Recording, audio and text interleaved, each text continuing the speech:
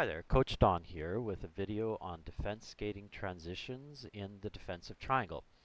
So I'm doing this video because I noticed with my team that when we were playing a game and when the gameplay was in our defensive zone, that the player from the other team with the ring, when skating up towards the free play line, was able to get past the defense into the defensive triangle. And this was because of how the defense on that side transitioned when moving up from deep in our zone towards the free play line. So instead of transitioning to skating backwards and keeping her body square to the attacking player and holding a position that allows her to easily change direction, she instead kept skating forward, ended up turning her shoulder to the player, and had all her weight on one skate and totally committed to that side and all caught up and following the player as she passes right by her or has a nice big hole to get a shot away from through.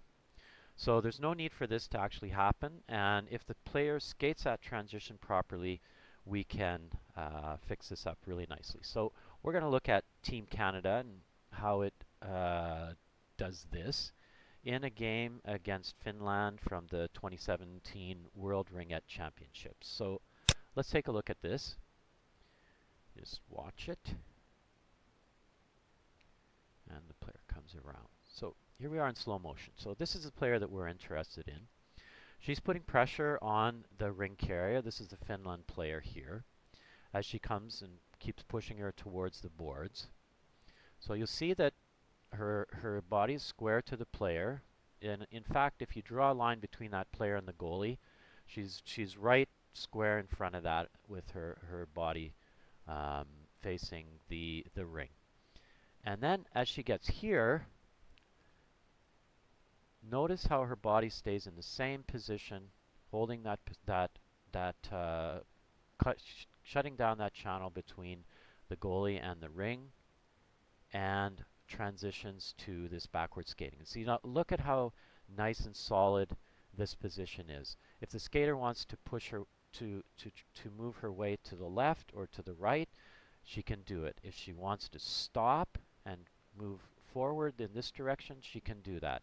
If she wants to pivot around again and skate backwards, she can do whatever she wants from that position. And look how beautifully those two players are in sync there.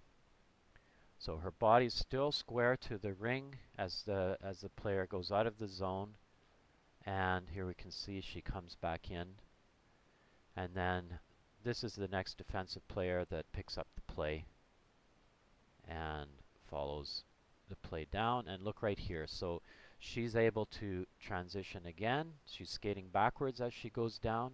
She's able to transition. There she misses the block, but the goalie knows exactly where that ring is coming from and has her post covered.